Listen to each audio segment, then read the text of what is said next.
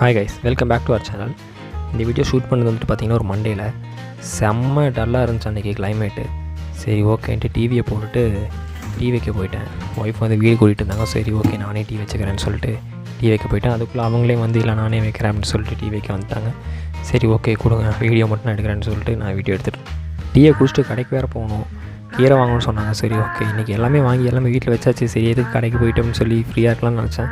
But கடைக்கு போய் தான் ஆகணும், கீரை வாங்கணுன்ட்டாங்க. சரி வேறு வழி இல்லை, போய் தான் ஆகணும். டீ ரெடியானோடனே ஹாலில் எடுத்துகிட்டு போயிட்டு குடிச்சிட்டு நம்ம கடைக்கு கிளம்பலாம். டிவியில் எனக்கு பிடிச்ச நேஷ்னல் ஜியோகிராஃபி ஓடி இருந்துச்சு. அதை பார்த்துட்டு அப்படியே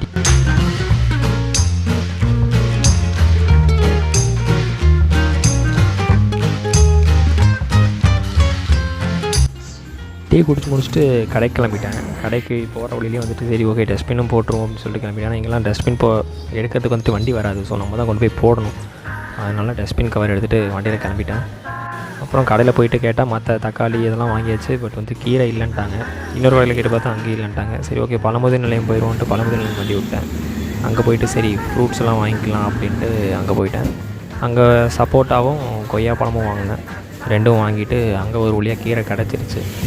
அதையும் வாங்கிட்டு பில்லை போட்டு வெளியே வந்துட்டேன். பில்லு பார்த்திங்கன்னா 55 ருபீஸ் வந்துச்சு மொத்தமாக.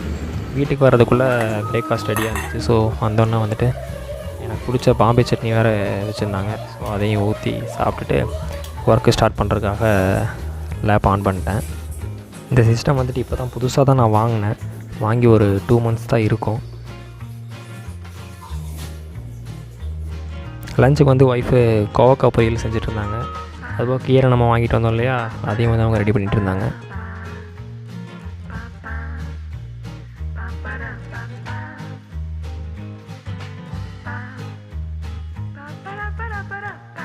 லஞ்சு சாப்பிட்டு முடிச்சுட்டு மறுபடியும் வந்துட்டு ஒர்க்கில் உட்காந்துட்டேன்.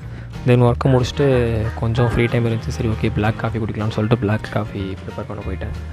அது ப்ரிப்பேர் பண்ணிட்டு பிளாக் காஃபி குடிச்சிட்டு சரி ஓகே கொஞ்சம் நேரம் அப்படியே ரிலாக்ஸாக மொட்டை மாடிக்கு போகலாம், கொஞ்சம் நல்லாயிருக்கும் அப்படின்னு சொல்லிட்டு பிளாக் காஃபி நல்லா குடிச்சிட்டு மொட்டை மாடிக்கு கிளம்பிட்டேன். இதுதான் மொட்டை மாடி வியூ. அங்கே தான் வந்துட்டு ஐடி பார்க் இருக்குது. அந்த அப்பார்ட்மெண்ட்ஸ் கிட்ட தான் கிரணத்தம் ஐடி பார்க்கு. இந்த சைடு வந்துட்டு சாய்பாபா கோயில் ஒன்று இருக்குது. இந்த சைடு வந்து இது மெயின் ரோடு. இன்றைக்கி வந்து சரியான ஒர்க்கு. இன்றைக்கி ஃப்ரீ டைமே இல்லை. அதுக்கப்புறம் மறுபடியும் கீழே நைட்டு ஒரு 8 மணிக்கு கீழே வந்து இந்த குழம்பு கொஞ்சம் சூடு பண்ணிவிட்டு தோசையும் வச்சுட்டு சாப்பிட்டுட்டு தூங்கியாச்சு. ஓகே கேஸ், நம்ம சேனலை மறக்காமல் சப்ஸ்கிரைப் பண்ணிடுங்க. Thank you, by.